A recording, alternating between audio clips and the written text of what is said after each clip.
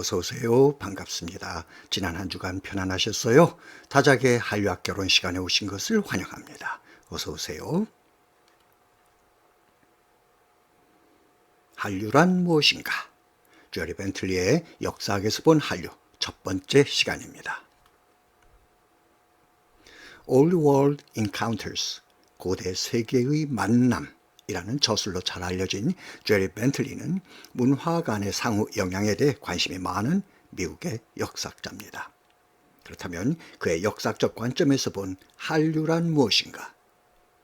이에 앞서서 오늘은 제리 벤틀리의 역사학에 관한 이야기를 먼저 나누도록 하겠습니다. 벤틀리는 역사 서술의 동력을 집단 이주, mass migration, 세력 확장, empire building, 원거리 교역, long distance trade 등 세 가지로 요약합니다. 먼저 집단 이주, mass migration입니다. 집단 이주 하면 여러분들은 무엇이 제일 먼저 떠오르세요? 슬픔, 비애, 아픈 역사? 그렇죠? 대표적인 사례 중 하나가 영국 청교도의 북아메리카 이주사가 아닐까 합니다. 청교도들은 순결, 퓨어리티와 복음 중심주의를 추구합니다. 교회 전통주의를 반대한 것이죠. 이것이 발단이 되어 영국 청교도들은 국교인 성공회 수호자, 국왕으로부터 심한 탄압을 받게 됩니다. 결국 그들은 종교의 자유를 찾아 1620년 메이플라워 호를 타고 북아메리카로 이주를 합니다. 그래서 오늘날 미국 역사의 기원이 됩니다. 미국인들은 순결과 복음 중심주의를 추구하는 이들을 Pilgrim Fathers, 순례자라고 부릅니다. 미국 역사의 원조, 미국 정신의 근본입니다. 여기서 재미있는 것은 청교도란 말이 자신들이 스스로 붙인 이름이 아니라 지나치게 극단적인 교리적 완벽함을 추구한다는 비아냥에서 비롯되었다고 합니다. 우리 고려인들의 이주사도 매스 마이그레이션에 해당됩니다. 아직도 다 풀지 못한 우리 민족의 슬픈 역사, 가슴 아픈 역사 가운데 하나입니다. 조선 후기, 그러니까 1863년 함경도 농민 13가구가 연해주로 이주하면서부터 고려인들의 이주사는 시작됩니다. 그러나 우리가 여기서 이야기하는 고려인들의 이주사는 구소련 시절 스탈린에 의해 자행된 연해주 한인 17만 명에서 20여만 명이 중앙아시아로 강제 이주된 역사적 만행을 언급하는 것입니다.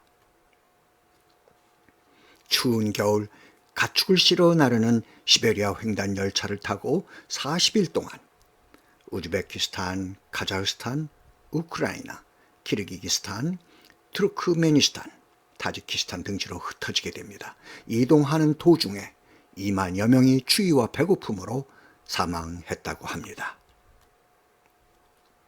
고려인들의 이주 경로는 1937년 9월 블라디보스토크 라즈돌 노예역에서 출발을 해서 하바롭스크를 거쳐 지타, 이르쿠츠크, 크라스노야르스크를 지나 1937년 10월 우슈토베역에서 하차, 인근에 정착하게 됩니다. 이후 고려인들은 중앙아시아 여러 지역으로 뿔뿔이 흩어져 우리 민족의 슬픈 역사로 남게 됩니다.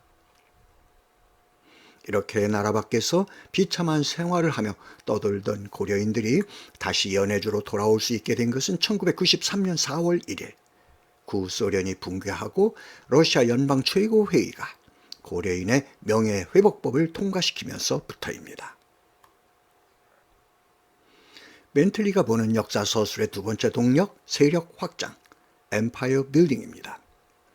인류의 역사는 어찌 보면 세력 확장, 크고 작은 제국 건설의 역사라고도 할 수 있습니다. 대표적인 사례 가운데 하나가 광개토 대왕의 세력 확장입니다. 광개토 대왕은 고구려 19대 왕으로 본명은 담덕, 별칭으로는 영락대왕, 호태왕, 광개토 태왕이라고도 불렸던 우리의 정복 군주입니다. 여기서 영락대왕의 영락은 우리나라 최초의 연호입니다. AD 396년 광개토 대왕은 수군을 이끌고 백제를 정벌하고 한강 이북과 예성강 이동의 땅을 차지하고 400년 신라 내무랑의 요청으로 5만 원군을 보내서 왜구를 격퇴합니다. 그리고 중국 연나라의 모용희를 반격하여 신성, 남소의 두개성 등 700여리의 땅을 탈취합니다. 이어서 410년 동부여를 정벌하고 서쪽으로는 후연을 격파, 요동지역을 확보함으로써 만주의 주인공으로 등장합니다.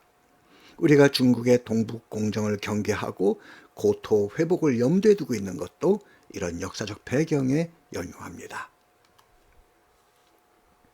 기원전 4세기 마케도니아의 알렉산더 왕은 그리스를 굴복시키고 동방 원정에 나서서 거대한 페르시아 제국을 정복하고 동으로는 인도 북부 펀잡 지역, 남서로는 아프리카 북부 이집트, 리비아 지역을 비롯해서 지중해 연안의 방대한 영토를 세력권 안에 넣습니다. 여기서 주목해야 할 것은 그가 동방 원정을 통해 헬레니즘이라는 새로운 문화 양식을 탄생시켰다는 것입니다.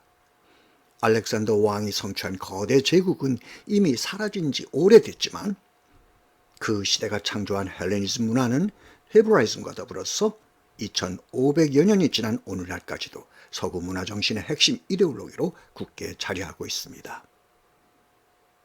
이것이 바로 문화 정신의 영원성, 이것이 한류이즘을 통해 우리가 추구하고자 하는 미래 가치입니다. 제리 벤틀리가 보는 역사 서술의 세 번째 동력, 원거리 교역, Long Distance Trade입니다. 콜럼버스의 신대륙 발견입니다. 1492년 콜럼버스는 항해를 시작해 맨 처음 바하마 군도를 발견하고 두 번째 쿠바를 발견하고 세 번째 아이티 섬을 발견합니다. 그런데 콜럼버스는 그것이 신대륙인 줄 모르고 인도의 서쪽 지역이라고 믿었습니다. 아무튼 콜럼버스의 이 같은 항해는 새로운 무역로 개척을 위한 것이었습니다. 그런데 콜럼버스보다 500년 가까이 앞선 AD 1000년경 또 다른 유럽인들의 무리가 그린란드에서 출발해서 아메리카 대륙을 다녀갑니다. 바이킹이라 불리는 북유럽 스칸디나비아를 중심으로 활약한 노르디인들이었습니다. 이들은 세 번째 대륙 탐험에서 붉은 천과 모피 등 아메리카 토착민들과 물물 교환을 합니다. 이것이 바로 원거리 교역의 현장이지요. 신라의 해상무역 또한 원거리 교역, Long Distance Trade의 사례라고 할 수 있습니다. 신라는 해상무역이 발달한 나라였습니다. 신라 유적 계림 14호분에서 발굴된 황금보검이 이를 증명합니다. 왜냐하면 이 황금보검이 서역의 제작 방법과 모습을 보여주고 있기 때문입니다. 천마총이나 황남대총 등에서 발굴된 유리잔 또한 신라가 서역 등과의 원거리 교역이 활발했음을 보여주는 근거들입니다. 외국의 고문서 기록들 또한 신라가 해상무역, 원거리 교역이 발달한 나라였음을 주장케 합니다. 신라는 금이 넘쳐나는 황금의 나라다. 자유롭고 개방적인 성격을 가진 매력적인 나라다 등이 바로 그것입니다. 처용설화도 신라가 원거리 교역이 발달한 나라임을 뒷받침해 줍니다. 처용은 우리 민족의 얼굴과 많이 다르다. 까만 얼굴, 푹 들어간 큰 눈, 높은 코는 신라 사람이기보다 서역인과 닮았다. 학자들은 이렇게 처용이 서역인이었다고 주장을 합니다. 신라 38대 원성왕의 무덤인 괴릉에는 무덤을 지키는 신하들의 모습이 조각된 석상이 있는데 그 가운데 곱슬머리와 수염, 큰 코와 부리부리한 눈을 가진 서역인의 모습을 한 상이 있습니다. 이는 신라와 서역의 교류가 그 당시 얼마나 깊이 그리고 활발하게 전개되었는가를 가늠할 수 있게 해줍니다. 이처럼 제리 벤틀리가 이야기하는 역사 서술의 동력은 집단 이주, 매스 마이그레이션, 세력 확장, 엠파이어 빌딩, 원거리 교역, 롱 디스턴스 트레이드 등 세 가지로 요약됩니다. 그렇다면 한류사는 무엇에 근거하고 있을까?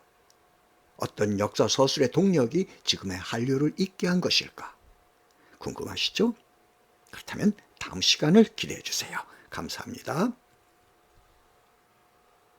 실은 외치는 시간입니다. 제가 한류이즘 할게요. 여러분들은 한류토피아, 그리고 다 함께 위하여 하시죠. 자, 한류이즘과 한류토피아를 위하여. 감사합니다. 다음 주에 뵙겠습니다. 좋은 한 주간 되세요.